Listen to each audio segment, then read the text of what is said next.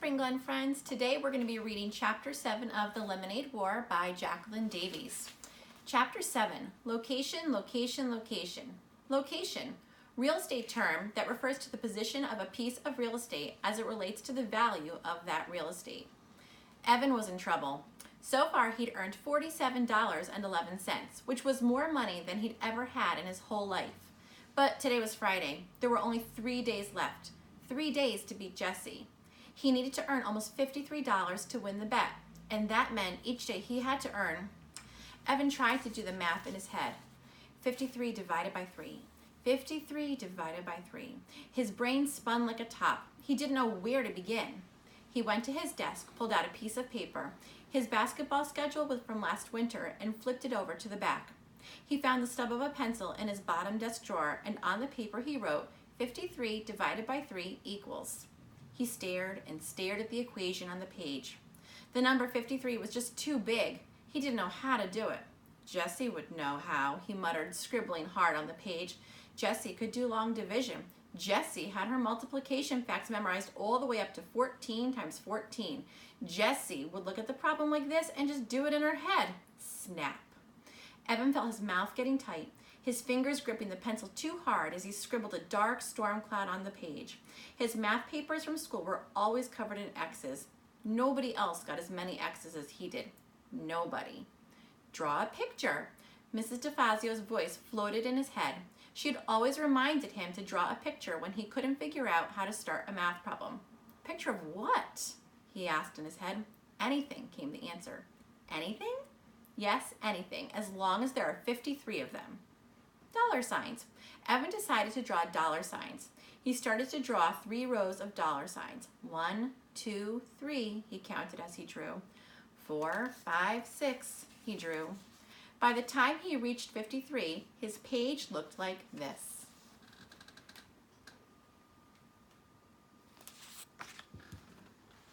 There were 17 dollar signs in each row, and then those 2 extra dollar signs left over, Evan drew a ring around those 2 extras. 17 dollar signs and 2 left over. Evan stared at the picture for a long time. He wrote Friday next to the first row, Saturday next to the second row, and Sunday next to the third row. Evan looked at the picture. It started to make sense.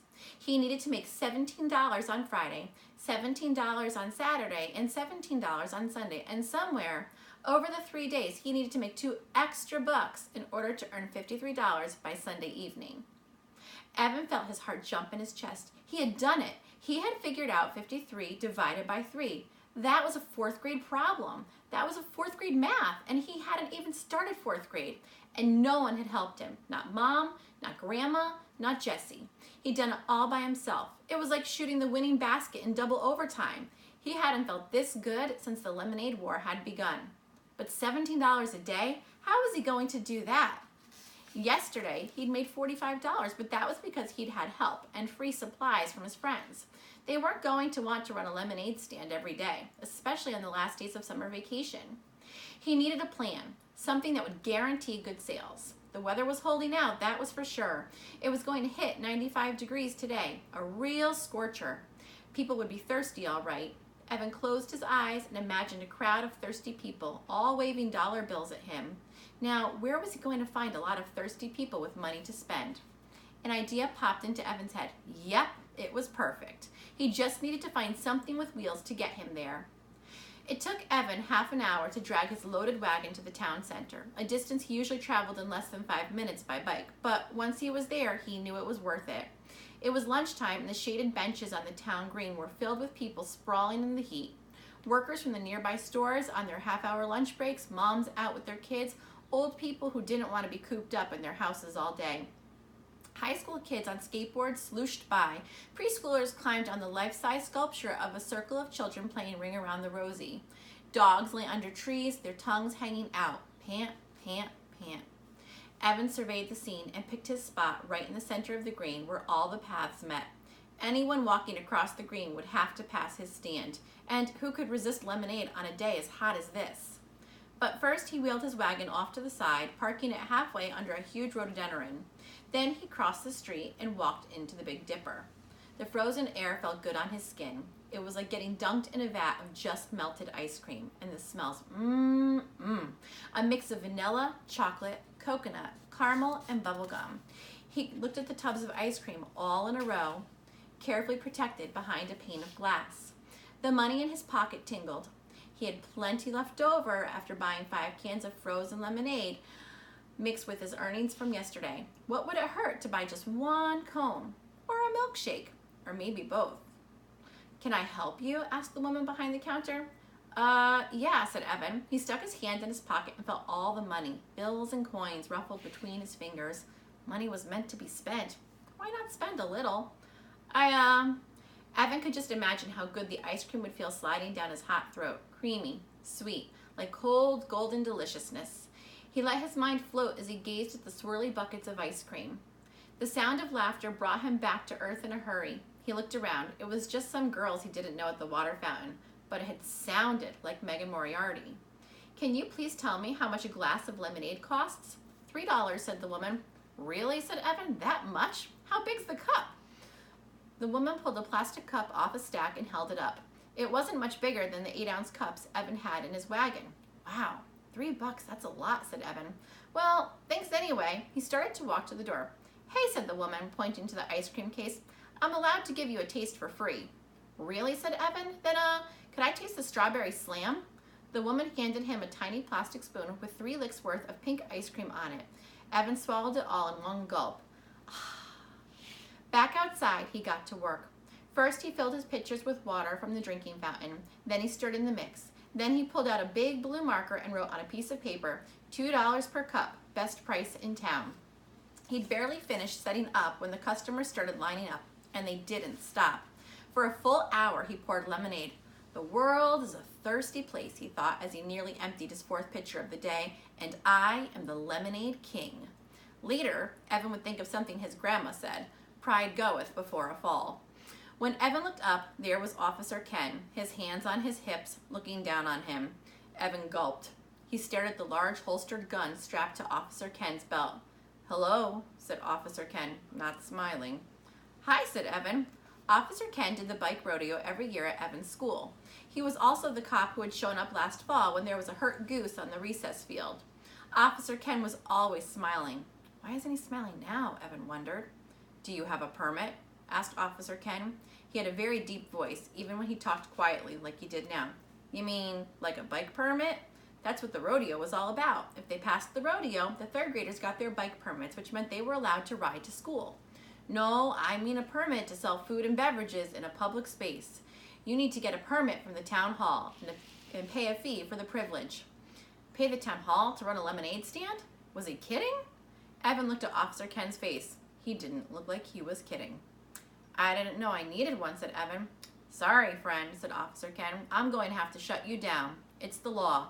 But, there are lemonade stands all over town," said Evan. He thought of Jesse and Megan's lemonade stand. When he'd wheeled by with his wagon more than an hour ago, their stand had looked like a beehive with small kids crowding around. He had read the sign over their stand. Free face painting, nail polishing, hair braiding. What a gimmick. But it sure looked like it was working. "You know," said Evan, "there's a stand on Damon Road right now. You should go bust them."